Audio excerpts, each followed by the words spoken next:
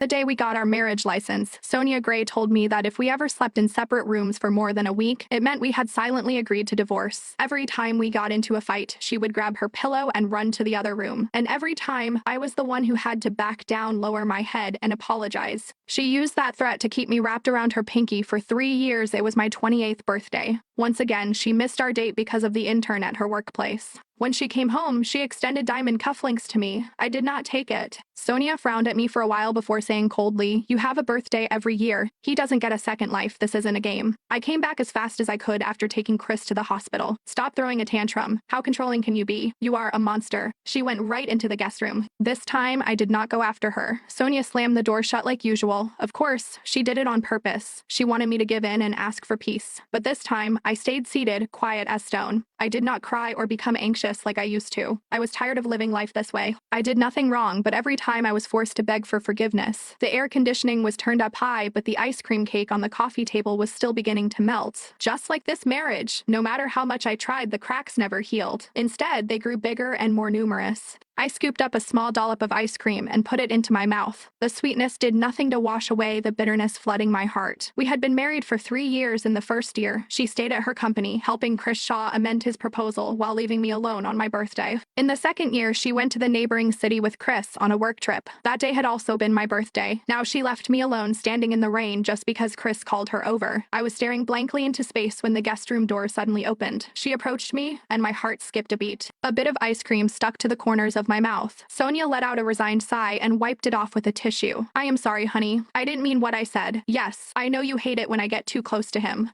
I promise I'll try my best to keep communication with Chris strictly tied to work." All the unfairness and hurt I had kept bottled up suddenly surged to the surface. My eyes reddened. For the first time in 3 years, she was the one taking a step back. Before I could even voice how happy I was, she continued. "Someone took a picture of me sending Chris to the hospital and sent it to the work chat. Everyone's calling Chris a homewrecker. He is sick. He shouldn't be dragged into this. I'd like you to clear his name." So much for her taking the first step, so much for feeling moved. She would throw me under the bus again and again for Chris. And now, she had only lowered herself to apologize because of him. For 5 years, I had poured my heart into loving this woman. Now, I laughed in her face. She took that as a yes. "You are the best, honey. I'll add you into the group. Once you clear his name, you can apologize where everyone can see it." So I cut her off. "Don't even think about it." She froze. The tender expression she had a moment ago vanished, replaced by exasperation. "We're innocent, Quincy. Why do you keep going after him? This rumor can very well ruin his life. He is just an intern straight out of college." The poor boy was crying his eyes out on the phone. I shot up from my seat and met her eyes. "I am not interested in Chris' life.